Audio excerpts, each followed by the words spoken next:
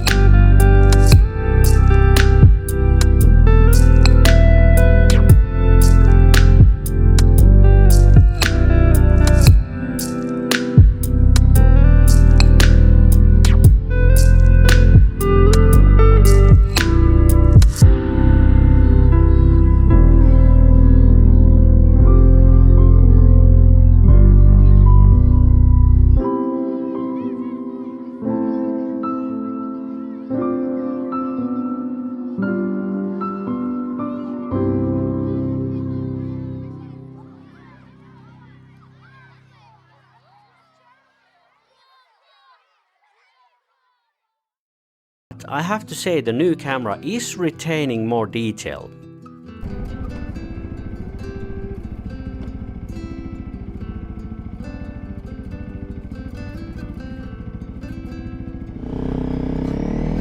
In this straight, fairly smooth road, I can notice a bit more stabilization jittering in the new camera. Low light is always a challenge with the electronic stabilization in these kind of cameras.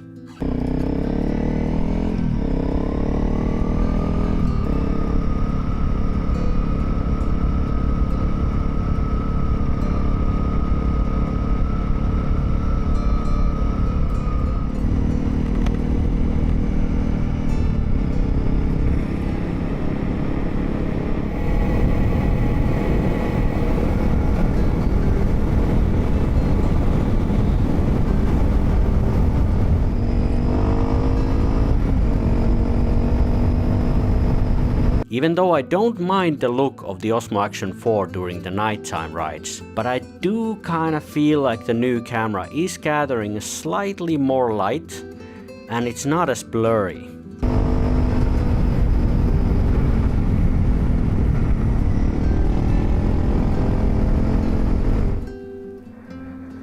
Alright, we are now in the Supernight mode. Let's test out without any lights. I can barely see some stars, but I can't see anything else. I am completely blind. Someone could stand a meter from me and I couldn't see. Let's start the bike and ride back.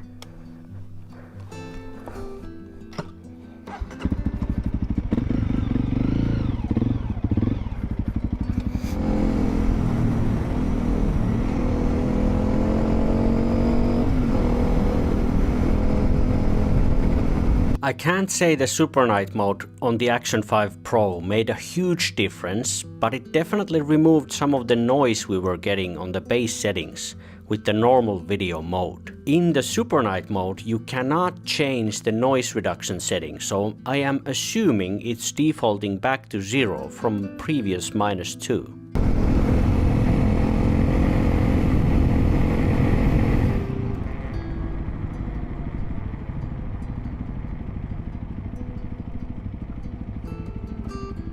Even though we are in the Supernight mode on the new 5 Pro, and the noise reduction is definitely higher, we are still getting more detail on the new camera. So the nighttime test, I think we need to give the win to the new Action 5 Pro. I don't think the difference is massive, but it's definitely noticeable.